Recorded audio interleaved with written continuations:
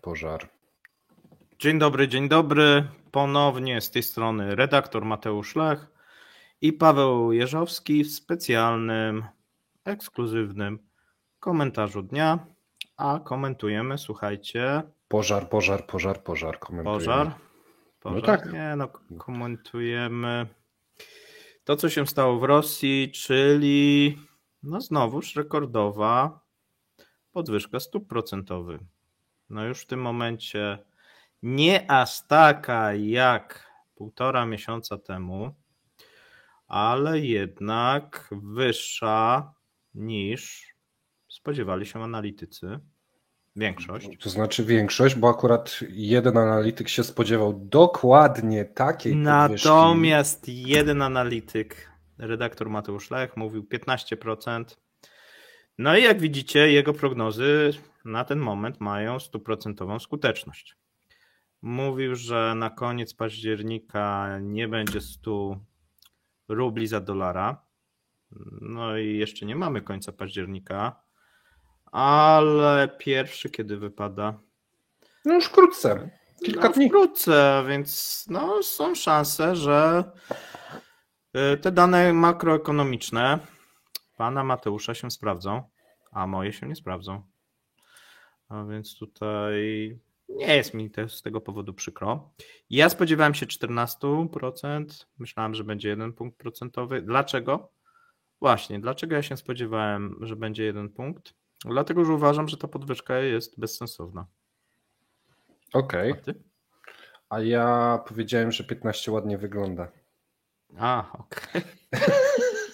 Nie, uważam, że inflacja w ogóle nie zwalnia, więc tak jak mówiłeś rano, Bank Centralny przede wszystkim nie planuje działać na rublu, tylko planuje dusić inflację. To znaczy ona chyba nawet przyspiesza, tak patrząc na ostatnie. Dlatego uważałem, że myślałem, że te dwa to może wrzucą, nie? Bo to ten jeden to w sumie żadnego efektu by nie było. A myślisz, że 2 będzie? Myślę, że 2 będzie. No jest efekt, możemy nagrać komentarz dnia. Tak, i jest efekt, widzicie też na pasku, jest efekt na Forexie.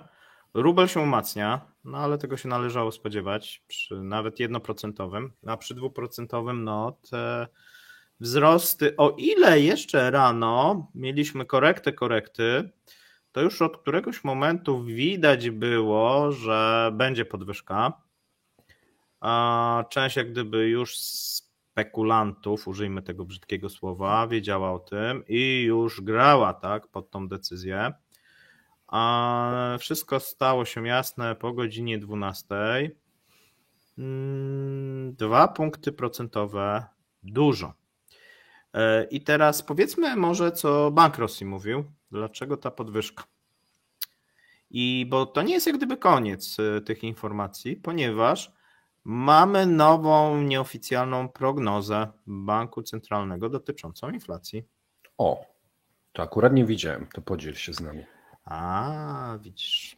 Już teraz nie mówi się. Pamiętasz, jeszcze rano mówiliśmy, że będzie pomiędzy 6 a 7. A Bank Centralny powiedział teraz słowami pana wice, powiedział, że będzie pomiędzy 7 a 7,5. Więc już podnieśli. Podnieśli stopy procentowe i spodziewają się podwyżki inflacji. Pomimo wszystko. Prognozy tego. Bo wiesz, to będzie dopiero za jakiś czas, a teraz mamy tak naprawdę już listopad, czyli oni jeszcze spodziewają się, że to hamowanie tej inflacji zacznie się powiedzmy w grudniu. W grudniu nigdy inflacja nie hamuje. No właśnie, bo tutaj ci wszyscy rosyjscy eksperci, brawo Mateusz, brawo. Wszyscy rosyjscy eksperci mówili, że to, co ty mówiłeś, czyli te noworoczne, świąteczne zakupy, jeszcze będziemy mieli w tym roku, jeszcze ludzie po prostu będą mieli pieniądze jakieś, coraz mniej, ale jeszcze. Natomiast taki efekt pewnie nastąpi w 2024 roku. Natomiast ciekawe jest, zgadnij, ile oni planują, jaka inflacja będzie już w 2024. Pewnie optymistycznie planują, no bo to są Rosjanie. Tak. Więc ja myślę, że cel w granicach 4% to jest taki optymalny. Brawo. Znowu trafiłem? 4%. Tak, nie, oni mówili wcześniej też 4%, no tak. Teraz mówią 4% i że spokojnie 2024. Jak trzeba będzie, to stopę do 20 podniosą i zduszą do 4. Tak, no jak trzeba, tak, to i tak. Ale zobacz, i 25, proszę pana. Tak, jak będzie trzeba, to i 30, proszę pana. Tak. No. Byle wyszło 3% czy 4 na koniec. 4. Ale to też pokazuje, zobacz, oficjalna tam zbliża się do 7, a stopy na 15. Kto komu zabronił? Fenomen świata, tak. Tak. Swoją drogą. I jeszcze jest jedna rzecz, której chyba ja nie doceniłem, a pani prezes doceniła, czyli wypowiedź Władimira Władimirowicza Putina, który powiedział, że dolar ma być po 90. Pamiętasz? Mówiliśmy rano o tym. Mhm. I kurczaki mają być. I kurczaki mają być, tak? Nieważne, czy... Znaczy nie, no ważne podobno, te mają się odnaleźć te części. Te zaginione kurczaki. Będą je składać. Nóżki, skrzydełka będziemy składać, tak. To tam obok tych dronów, tak? I tam będzie, wiesz, fabryka dronów, chleba i kurczaków. Wszystko w jednym. Wydaje się, zobaczymy też, wiesz co, na ile długi będzie efekt podniesienia tych stóp, jeżeli chodzi o te pozytywne rzeczy. No bo pozytywną rzeczą dla rządu i dla przemysłu zbrojeniowego jest to, że ten rubel się umacnia. Swego czasu mówiliśmy dlaczego, no bo bardzo duża część komponentów jest sprowadzana obecnie z zagranicy. Rosjanie wielu rzeczy nie produkują. Jest sprowadzana głównie z Azji Południowo-Wschodniej i właśnie Chin. Natomiast no, są bardzo negatywne rzeczy, które myślę, że już w 2024 w nich uderzą. Ja chciałem powiedzieć właśnie, że... dlatego właśnie z tego punktu widzenia uważałem to za strategiczny błąd. Ale jak wielokrotnie mówiliśmy, w komentarzach dnia omawiamy najczarniejszy scenariusz, a później Rosjanie go bardzo chętnie realizują. Zbliżają się. Tak, bo z jednej strony wydawałoby się, no podniesienie stóp właśnie pomoże w walce z tą inflacją i tu mam pewne obawy, że chyba ta inflacja jest jednak sporo wysoka niż obecne stopy i kilkukrotnie wyższa niż ta oficjalna i to jak gdyby nie zmieni za dużo, natomiast uderzy w osoby, które spłacają kredyty. I to już wchodzimy w teraz, słuchaj, wchodzimy w kredyty hipoteczne oprocentowane, już zbliżają się do 20%. To nie, wiesz. Będzie powyżej będzie. No, to już... Wiesz co, teraz najniższe były 16, ale to tak niechętnie, natomiast już właśnie w zeszłym tygodniu, tak jakby się spodziewali, ale wszyscy mówili 1%, podnieśli do 18%, część podniosła, no to co, teraz podniosą to jak 18, okolice 20, 20. No jak nic. No to teraz weź spłacaj 20%, nie? Rocznie. A mówiliśmy to na dzisiaj, ci nie będzie starczać. Realne te pensje, no max poszły w górę tak do średnio, max poszły w górę do wysokości oficjalnej inflacji, czyli o te 5-6%, nie? No to z czego to spłacisz, nie? No pamiętajcie jeszcze, że to jest, że to nie jest tak, że podniosły się, no bo zawsze jeżeli podnosimy stopy, to jest uderzenie w kredytobiorców, bo podnosi się rata, ale nie rata o 5-6, powiedzmy o te 2%, rata miesięczna, tylko od kapitału, a więc to trochę Myślę, boli. że tu akurat ludzie nauczyli się to ostatnio, rozumieją. Tak. Jak to działa, tak, więc... Tak, to czasami i słuchajcie, ile myśmy mieli? Bolesne. 6,75 w szczytowym okresie. No. Wyobraźcie sobie 6,75. Jaki krzyk był, tak, że wiesz. A wyobraźcie sobie 15. To już, to te raty...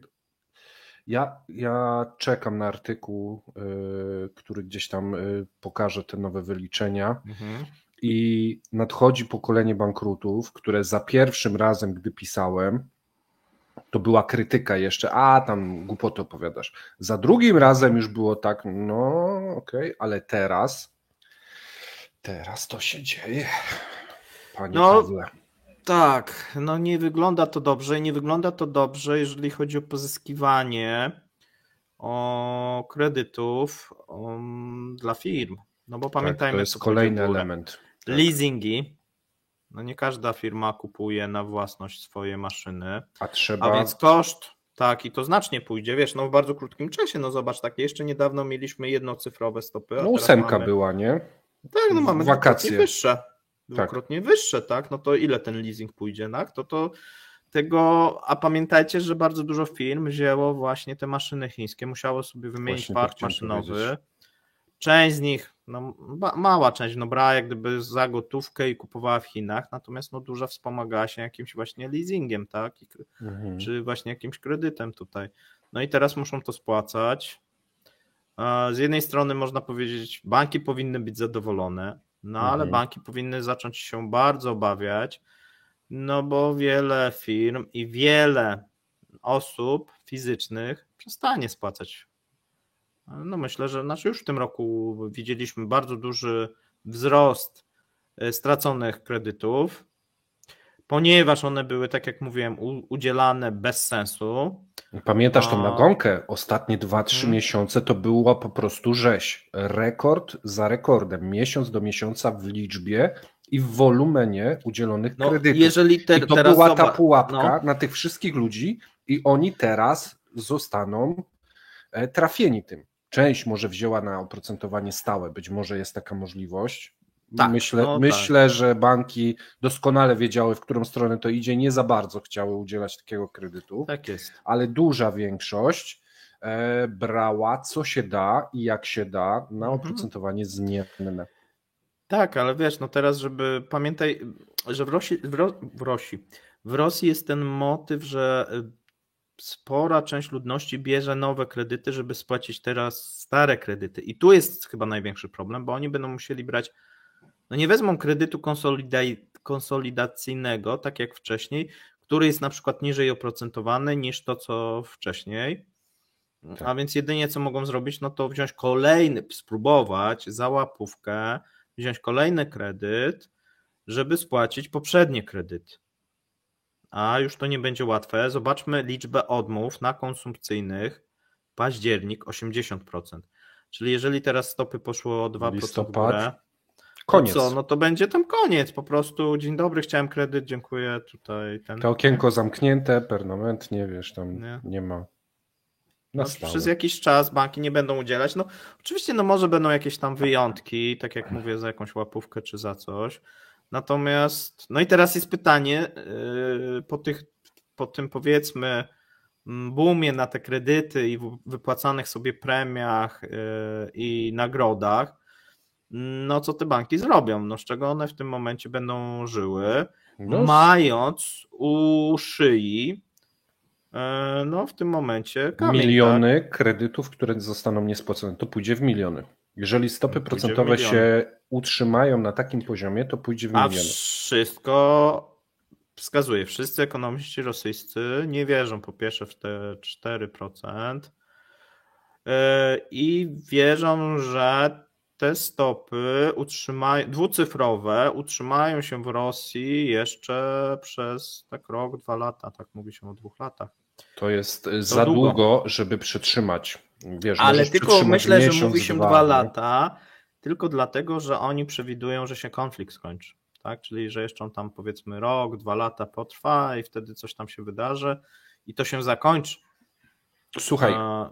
To jest ten moim zdaniem warunek. Słuchaj, wydaje mi się, że skali katastrofy, która z tego się przerodzi, to ludzie naprawdę jeszcze nie mają pojęcia, co się wydarzy. Jeszcze przejdźmy do tematu rządu, bo powiedziałeś, że dla rządu to dobrze, że się, umocni troszeczkę rubel i tak dalej. Dobrze i niedobrze. Tak. Właśnie, bo chciałem powiedzieć drugi temat, nie? Pierwszy, że ściągać można części do zbrojeń i tak dalej odrobinę taniej. Tu spoko, ale w drugą stronę przecież oni eksportują i zboże, i ropę, i gaz. No i wtedy tych pieniędzy będzie troszeczkę mniej. Natomiast drugim tematem, który jest Tu bardzo niekoniecznie, wiesz, bo może się okazać, i to jest pytanie też, na ile obecnie, na które chyba nikt nie zna do końca odpowiedzi, na ile obecnie podejmowane środki, czyli tak olbrzymie stopy procentowe, które jeszcze będą przez długi czas, bo pamiętajmy tą różnicę, bo ktoś powie, a w zeszłym roku były 20%. No tak, ale one były bardzo krótko i Rosjanie bardzo szybko z tego zeszli.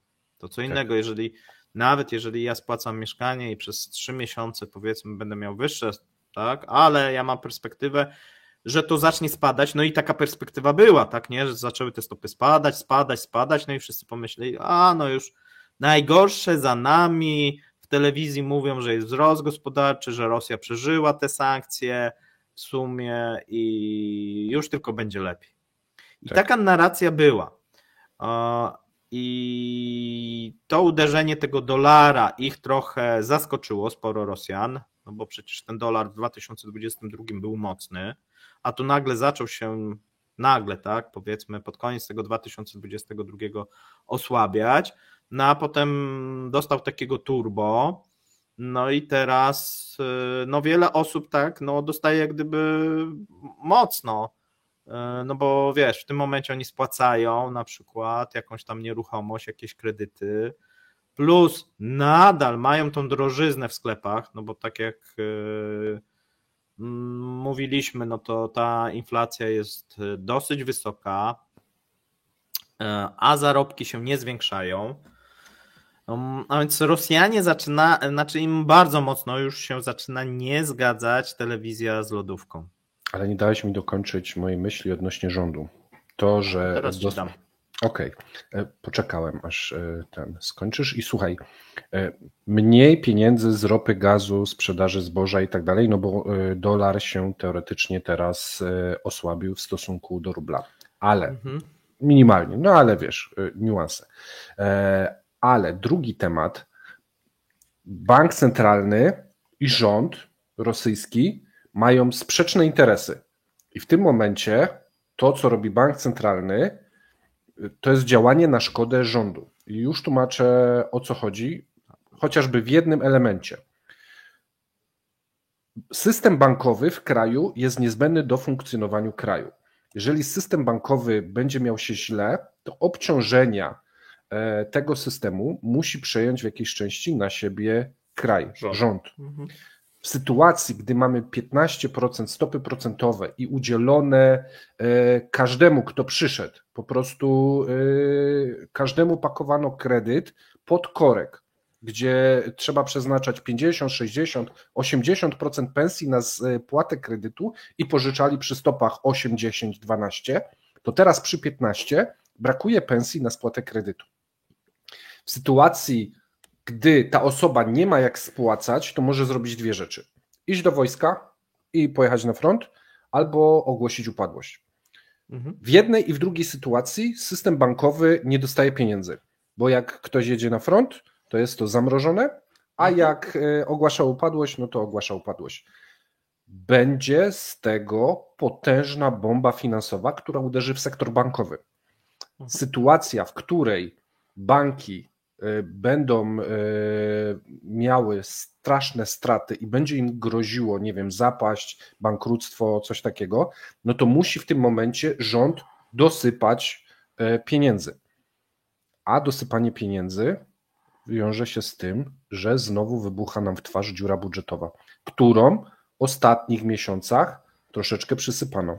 A tu znowu będzie uderzenie. I też będzie, z jednej strony pomagamy firmom zbrojeniowym, bo te komponenty i tak dalej, ale z drugiej strony zabijamy wszystko inne. Też koszt, no ale też w przemyśle tym zbrojeniowym, to nie jest tak, że oni nie posiadali linii kredytowych, bo nawet, zwróćcie uwagę, być może trochę się ten dolar i czy tam juan powiedzmy osłabi, natomiast bardzo często te firmy musiały wziąć pożyczkę, żeby zapłacić przedpłatę Chińczykom przykładowo, nie? Za towar. No i w tym momencie przecież wszystkie pożyczki będą po wyższym procencie udzielane, tak? A więc tych pożyczek będzie coraz mniej. Inwestycje wyzorują się, tak? Już teraz nie można mówić o jakichkolwiek inwestycjach. Już nie było zagranicznych inwestycji, były tylko wewnętrzne, tak jak krajowe mówisz. I były tylko rządowe inwestycje i trochę jeszcze było prywatnych. Teraz te prywatne się zarżnie zupełnie. Te rządowe też stoją pod znakiem zapytania. Pożyczanie, bo zwróć uwagę. Cięcie mamy w przyszłym roku. Zwróć też uwagę, jeżeli rząd chciałby pożyczyć pieniądze, czy wyemitować nawet te nieszczęsne swoje obligacje, no to przecież musi na wyższy procent pożyczać, tak? Tak, no ale tu właśnie mówię o tym, że bank centralny gra politykę przeciwną temu, co powinien rząd chcieć. Tak, dlatego ja obstawiałem, że to nie jest korzystne i jak gdyby nic nie daje, bo w mojej ocenie tej inflacji będzie trudno w ten sposób zdusić i to potrwa, a obciążanie w momencie, kiedy się prowadzi wojnę, jest niepotrzebne tego typu. Oczywiście jakby oni nie prowadzili wojny, tak, i w ogóle byłaby inna sytuacja, to pewnie te działania banku centralnego byłyby bardziej sensowne. Ale w obecnej sytuacji, jeszcze przy zwiększonych, bo co rząd robi? Będzie musiał zwiększyć wydatki, będzie musiał pożyczać i jeszcze bardziej te banki, ten system finansowy zostanie nadwyrężony, bo od kogo oni pożyczą te pieniądze? Z zagranicy nie mogą, to mogą tylko od własnych banków pożyczać, a te banki nie mogą, mogą pożyczać, ale nie będą pożyczać ludności, ludność nie będzie spłacać. Rozumiecie tutaj tą zależność, tak? Podniesienie w tym momencie stóp procentowych to jest uderzenie tak naprawdę w rząd,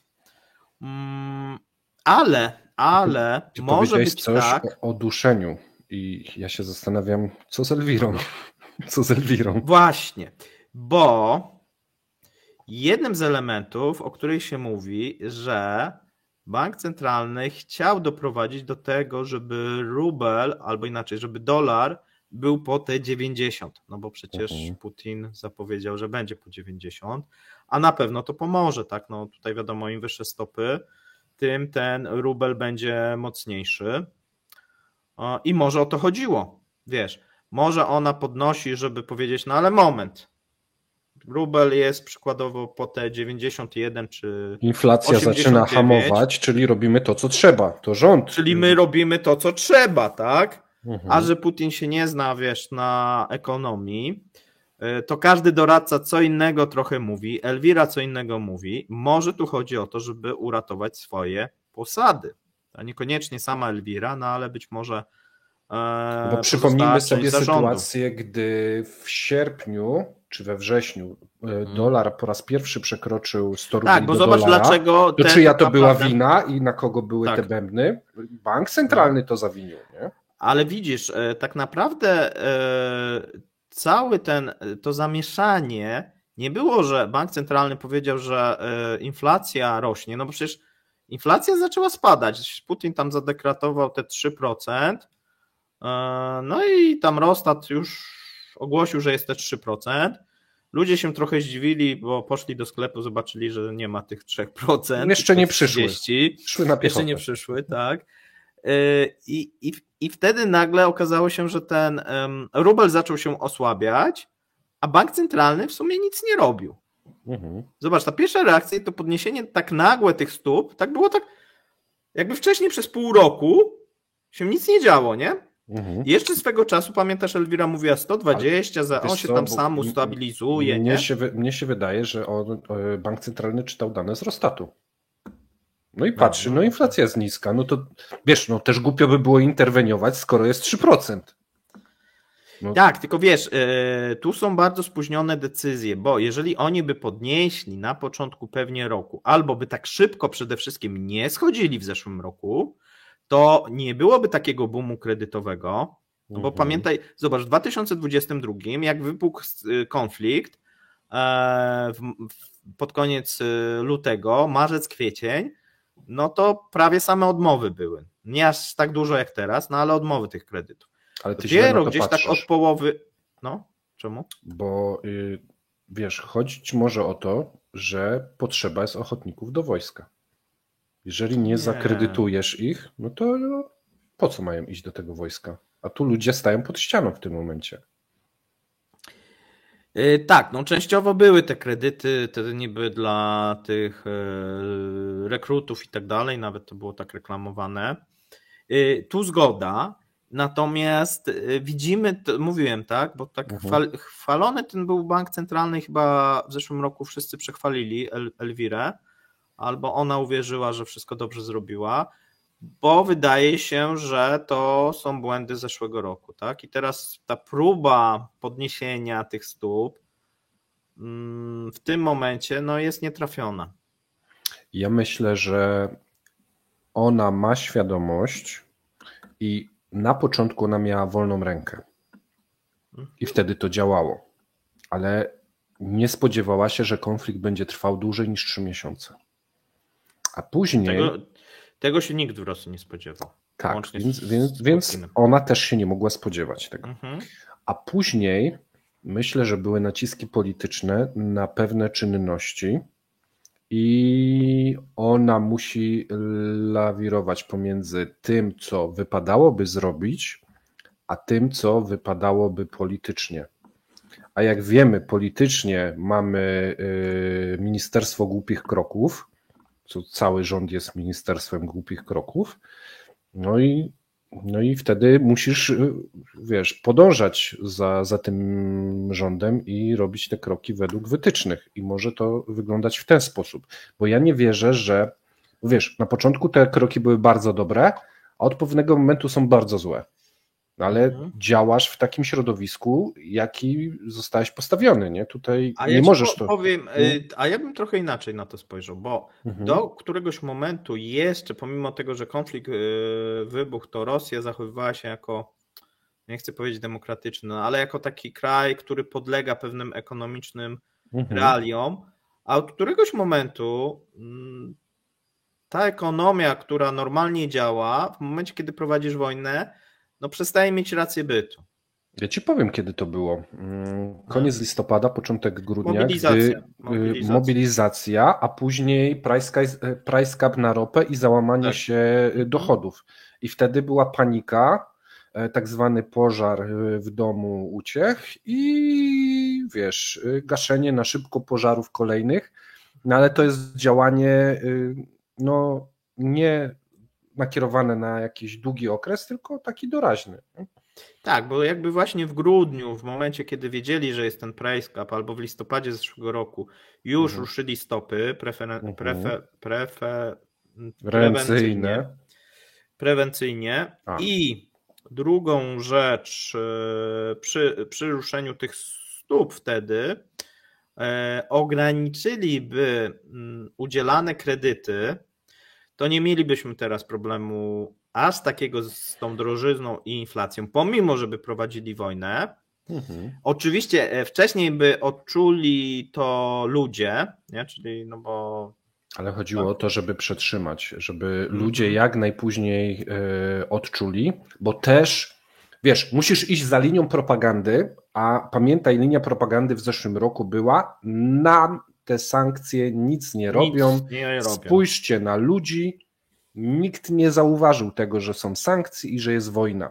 I dlatego to, co ja pisałem i ty, co nagrywałeś ty, a ja tylko wtedy pisałem, spotykało się z tak dużą krytyką, bo zwykły człowiek w Moskwie, i to był taki podstawowy co wy opowiadacie, w sklepach jest jedzenie, w Moskwie ludzie nie zauważają, a dolar jest po te 60 czy tam 65 tak, zgubił ich rubli. ten dolar, bo oni jak gdyby patrzyli, nie, no przecież dolar w sumie nawet lepiej jakby się trochę osłabił, to eksporterom by pomogło, bo jest za mocny. Nie, takie były głosy, to nawet jak zaczął się osłabiać, to nawet dobrze, to pewnie rząd specjalnie go osłabia, żeby pomóc tu eksporterom i tak dalej, i tak dalej. Tego typu pamiętam. My spotykaliśmy się, wiesz, co miesiąc, a opowiadacie głupoty, bo to, a opowiadacie głupoty, bo to, a opowiadać. I to tak się później wycofywali z tych słów, ale znajdowali następne. Ja jestem ciekaw, co teraz znajdziecie. Co teraz powiecie, że jest wspaniale, bo słuchajcie... Wzrost gospodarczy. PKB tak, no okej. Bo zbliżamy się do etapu, w którym już jest bardzo ciężko przedstawić tą sytuację w sposób pozytywny. Kraj, jaki by nie był, jeżeli ma stopy procentowe, słuchajcie, na 15%, to tam jest pożar. To tam jest źle, bardzo źle. I tego się nie da zakłamać. Bo nie ma żadnego kraju na świecie, który sprawuje się jako tako i ma tak wysokie stopy. Tak, i tu jeszcze tak na koniec powiedzmy, bo często jest takie pytanie, czy ta kontrola walutowa, komisarze walutowi, wysokie stopy, czy pomogą? W krótkim terminie będą pomagać rublowi, bo to widzimy nawet dzisiaj, ale co będzie w długim terminie?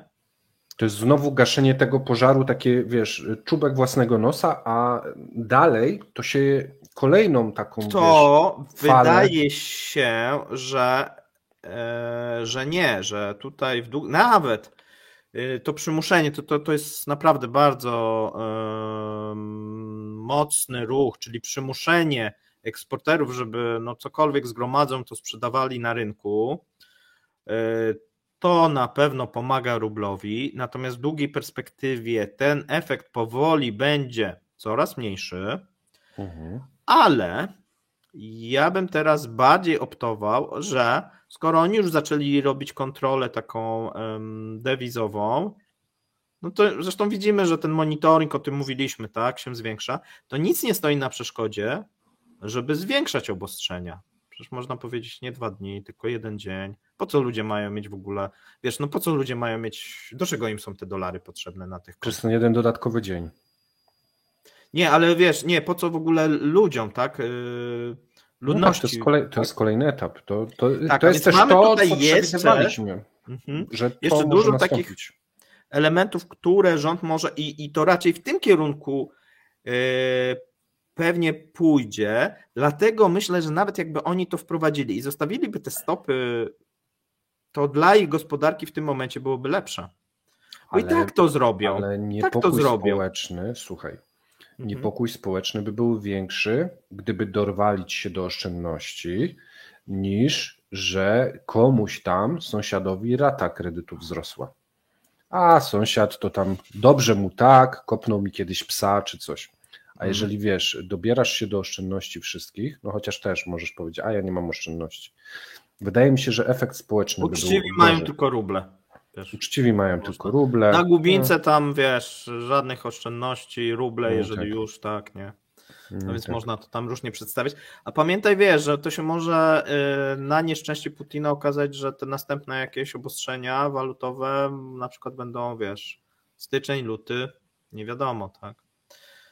Tu oczywiście, wiesz, no jest jakaś tam nadzieja w tych rosyjskich mediach, że ten konflikt bliskowschodni się tam rozleje i tak dalej.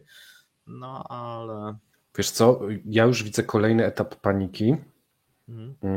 Kolejnym etapem paniki będzie, jak po wprowadzeniu komisarzy i po wprowadzeniu 15 stóp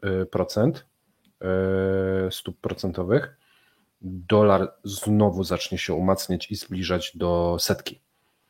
Bo tu już co my mamy teraz zrobić? Tu już wiesz. Czyli już takie najmocniejsze wyciągnęliśmy. No mówię, zabrać ludności, albo jeszcze, tak. Wiesz, no można zadekretować, bo ktoś się dzisiaj śmiał, żeby zadekretować, tak, że dolar... I to nie jest śmieszne, tak? No przecież pamiętamy, przecież był oficjalny kurs tam w Polsce złotówki do dolara, w Rosji rubla, mieliśmy rubla transferowego. To powiedzmy ludzie w moim wieku pamiętają, tak, te czasy i dekretem da się to zrobić.